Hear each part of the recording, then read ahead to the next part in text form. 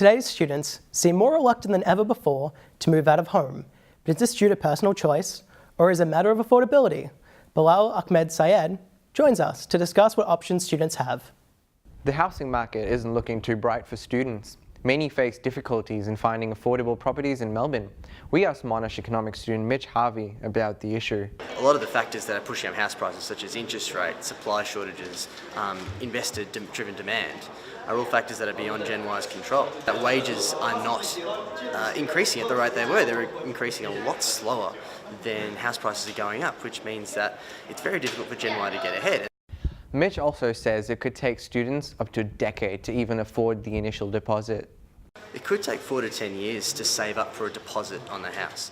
Student renters are also doing it tough, like this young couple from Box Hill.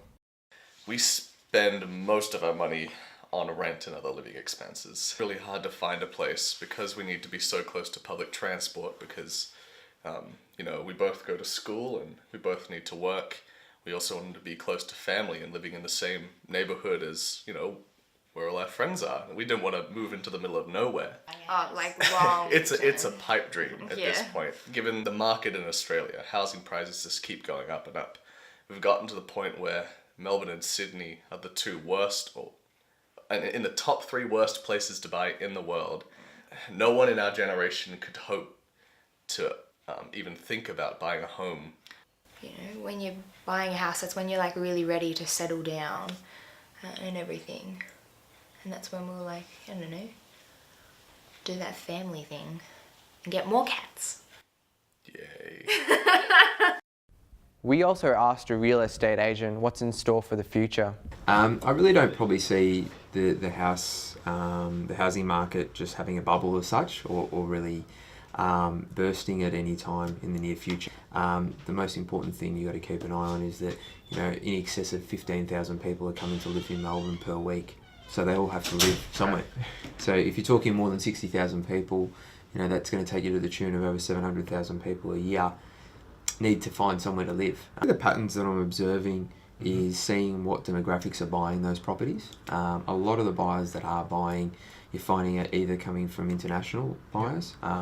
A lot of the younger generation, age, somewhere between that 20 to 30, 35 age bracket, you're finding that they are requiring a lot of assistance from, loved ones, whether that's a family member, sibling, to help enter the market. Melbourne suburbs offering the most affordable houses within 10 kilometres of the CBD are mainly in the west. Melbourne CBD and Maidstone have a median price of about $700,000, while Braybrook is even cheaper at just over $613,000. But Melbourne suburbs that provide a fancy and high-class lifestyle will set you back a lot more. Toorak tips the scales with a median price of almost $4 million, while Deep Dean and Canterbury also see prices in the millions. Researchers say that despite talks of a slowdown, property prices will likely rise further.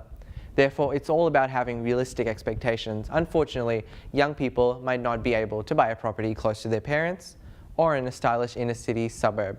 Instead, our generation might have to look 10 or 20 kilometres from the CBD. This is Bilal Ahmed Syed, MOJO News.